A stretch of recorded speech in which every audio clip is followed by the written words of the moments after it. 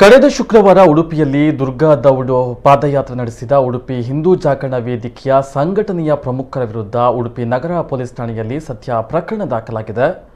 ಉಡುಪಿ ಹಿಂದೂ ಜಾಗರಣ ವೇದಿಕೆಯ ಕಾರ್ಯಕರ್ತರು ಯಾವುದೇ ಪೂರ್ವಾನುಮತಿ ಇಲ್ಲದೆ ಕಡಿಯಾಳಿ ಮಹಿಷಾಮರ್ದಿನಿ ದೇವಸ್ಥಾನದಿಂದ ಅಂಬಲಪಾಡಿ ಮಹಾಕಾಳಿ ದೇವಸ್ಥಾನದವರೆಗೆ ಪಾದಯಾತ್ರೆಯನ್ನು ನಡೆಸಿ ಕೋವಿಡ್-19 ಸೋಂಕು ಹರಡುವುದನ್ನು ತಡೆಗಟ್ಟುವ ಬಗ್ಗೆ ಸರ್ಕಾರ ಜಿಲ್ಲಾಧಿಕಾರಿಯವರ ಆದೇಶವನ್ನು ಉಲ್ಲಂಘನೆ ಮಾಡಿರುವುದಾಗಿ ಉಡುಪಿ ನಗರಸಭೆ ಪೌರಾಯುಕ್ತ ಹಾಗೂ ಕೋವಿಡ್ ನೋಡಲ್ ಅಧಿಕಾರಿ ಡಾಕ್ಟರ್ ಉದಯ್ ಕುಮಾರ್ ಶೆಟ್ಟಿ ದೂರನ್ನು ನೀಡಿದ್ದಾರೆ.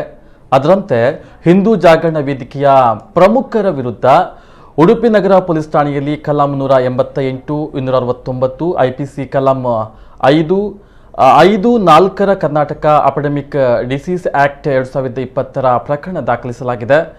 ಇನ್ನು ನಿಷೇಧಿತ ಪ್ರದೇಶಗಳಾಗಿರುವ ಕ್ಲಾಕ್ ಟವರ್ ಬಳಿ ಕೂಡ ಮೆರವಣಿಗೆಯನ್ನು ನಡೆಸಲಾಗಿದೆ. ಅಲ್ಲದೆ ವಾಹನ ಸಂಚಾರಕ್ಕೂ ತಡೆಯನ್ನ ಒಡ್ಡಲಾಗಿದೆ.